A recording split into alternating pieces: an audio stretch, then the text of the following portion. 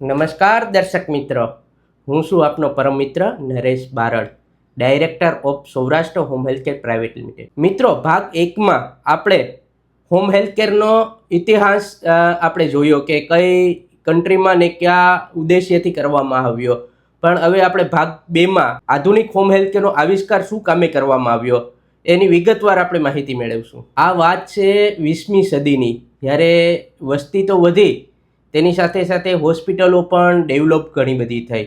પણ સૌથી મોટો પ્રશ્ન એ આવ્યો કે હોસ્પિટલની સાથે સાથે ભીડ પણ વધતી ગઈ ને ભીડ વધવાને કારણે હોસ્પિટલમાં ચેપનું પ્રમાણ પણ અસંખ્ય વધવામાં આવ્યું. ત્યારે ડૉક્ટરોએ વિચાર કર્યો કે જો લાંબી બીમારીવાળા દર્દીને ઘરે સારવાર ખુલ્લા વાતાવરણ અને શાંત વાતાવરણમાં મળી રહી તો રિકવરી રેટ 40થી 50% વધી જાય છે. ખાસ કરીને બીજું કારણ એ હતું કે ત્યારે portable BP instrument, pulse oximeter આવા સાધનોનો આવિષ્કાર ન થયો હતો.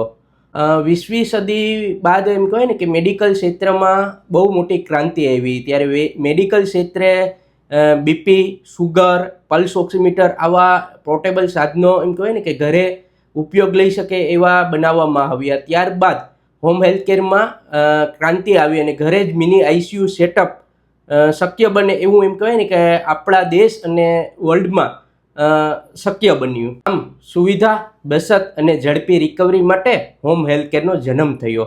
આ સિરીઝના 3જા ભાગમાં આપણે જોઈશું તેની લેટેસ્ટ સેવાઓ. અમારી ચેનલમાં તમને વિડીયો ગમતા હોય તો લાઈક, શેર અને ફોલો કરવાનું ખાસ ન ભૂલતા. આભાર. Thank you. जब अपनों की देखभाल सबसे जरूरी हो, भरोसा कीजिए सौराष्ट्र होम हेल्थ केयर की नर्सिंग केयर पर।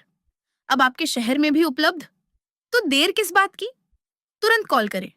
Saurashtra home health care private limited,